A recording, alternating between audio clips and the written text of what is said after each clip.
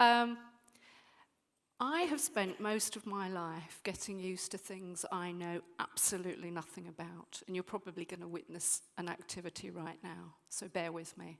But I'm not alone, because Pablo Picasso also thought that way. I got to grips with things I knew nothing about by trying them, and actually I am an autodidact, and for anybody that doesn't know what that is, that's something for you to look up later. But what I'm planning to talk to you about today is where university might fit into the great scheme of things, but also something a little bit more practical towards the end of the talk about what we can actually do to be really equipping our young people for life and for work. So, here's some of the things that I've managed to get to grips with. I've got to grips with, I don't know whether you're watching the Royal Navy School piece on Channel 4, but I actually learned to drill a squad of sailors when I was 18 years of age, and I managed to drill them all into a wall because I didn't know my left from my right. So you soon learn. I've also learned how to make suppositories as a pharmacy technician. I've also learned how to close sales, and I've also learned how to talk about hip and knee implants to surgeons. So you can quiz me on any of that later. And this all happened by a very average pupil. As John has just beautifully described, I'm now in another reincarnation. I've had more reincarnations than Madonna. I'm now an entrepreneur, and I'm running a startup business, which is quite unusual. I'm a woman, and I haven't got a beard yet, although I'm getting close to that age. And I'm doing that. I'm a co-founder with my son. So all that to say, so here we have this averagely pegged pupil, and here is a piece of antiquity for you folks. This is a primary school report for St Paul's Church of England School in North London. And here is the equivalent of Mystic Meg, a teacher in 1969, do the maths later to see how old I am, who said, "Susan will never set the world alight." So there you are, I've set your expectation. However, this is the thing that spurred me on, and I think that's the Kett spirit. So, let's take a look at what really happens in real life. We can be guaranteed at least 2 certificates in life, when we come into the world and when we depart the world. What you do in the middle is down to circumstances and your own volition. And we all know people that have achieved far more than we ever expected them to. So, what I'm proposing today is that we actually teach people how to cope with life a lot sooner than when they actually get out into it. It came to me very late in life that actually you have to see the world as it is, not as we'd like it to be. And we've had some very lofty aspirations, which are great, but we have to work in the world as it is, not as we'd like it to be. There's somebody I want you to meet. Now, this is Harry. And Harry is a real-life person. He's not a Shutterstock lovely. I met Harry in 2008 when I was head of a business development group in quite a large corporation. And Harry came to me as a graduate. He had a MSc and a BSc in environmental sciences. And he just thought that he was going to be the perfect fit for our company. But he didn't want to start at the bottom. He thought that with his degree, he could go a couple of stages higher and start running a small department of his own. But this isn't just particular to Harry, and in fact, we'll learn a little bit more what happened to Harry afterwards. But this is quite common. Harry was more interested in talking to me at the interview about how good he was at evolutionary sciences.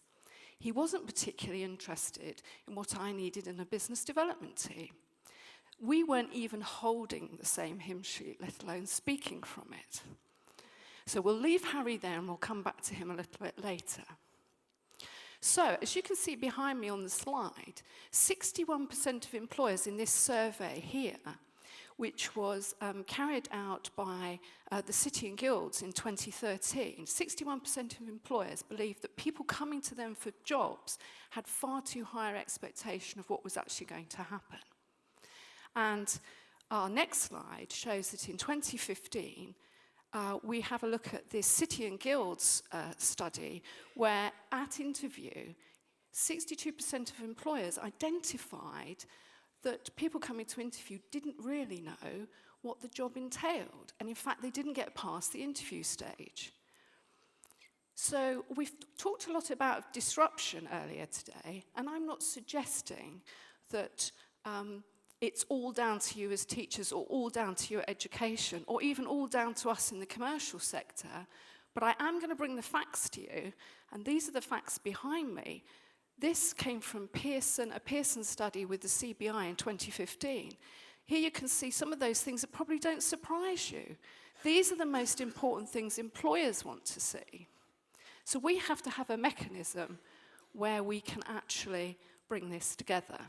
Next slide, please.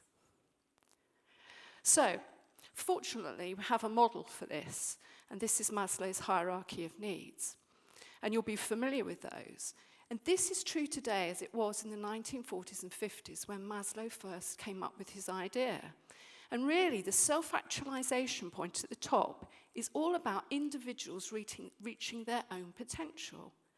So we mustn't be too concerned to make everybody reach every standard. We all know that as teachers and educators. But if they can reach their own unique potential, that's really where we want to aim for. So, I'm all one for solutions, because in business, you can't get away with just a good idea. You go to a boss and they'll say to you, and I'm sure it's exactly the same in your line of work, so what are you going to do about it? Next slide, please. So, bearing in mind we know students have certain expectations, employers have certain requirements, and there's something very important that a lot of our speakers have spoken about, and that is what it is to be human. And this is where Maslow's hierarchy of needs comes in.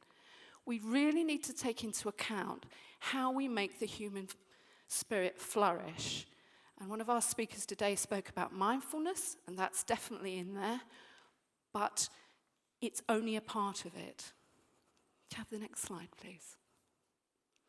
So I'm suggesting that to build resilient, self-directed individuals, we need to come up with a program that looks at Manage Me, which is all about internally, what makes me work as a human being, particularly around mental wellness and how to conduct ourselves in the world, and again, how to not be peer pressured and all those things about how we manage ourselves.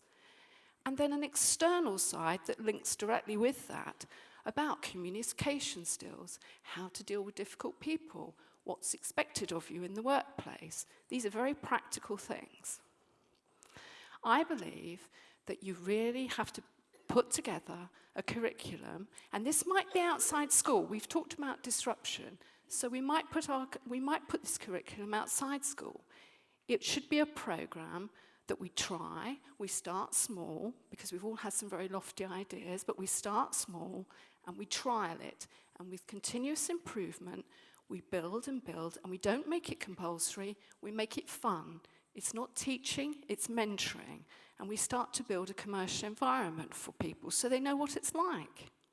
So whether you're coming out of school at 16, whether you're doing an apprenticeship, whether you're like Harry, these sorts of programs need to be there in very, very practical terms.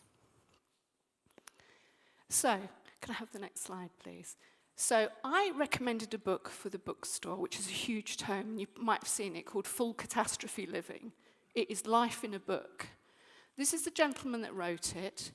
You can't stop the waves, but you can learn to surf. And we need to make sure that we allow our young folk, give them the tools to learn how to surf whilst they're young, so they're not like me that come later in life to realizing the world isn't as we would like it to be. The world is as it is, and we have to be able to work in it. If you're curious about Harry, he did very well. He has all those elements. He came from a very good family who encouraged him. He could see the blank look on my face when I wasn't impressed with evolutionary sciences. And he persuaded me that he had the right attitude and he could do what I wanted, and he came into our team. Now, obviously, now in 2016, he runs he's a head of a department in another company, and he's done extremely well. He's a great role model, and he's a very good friend. So, what about me? Well, apart from Mystic Megan here, 2 years later, there was a very nice Welsh lady called Miss Jean Tandy, and she writes, "Susan is a natural leader." So there was hope for me after all. So if I've piqued a curiosity or you just want to continue the conversation, please do get in touch. I'm at first in the queue on Twitter, and I'd love to hear what you think too. Thank you so much.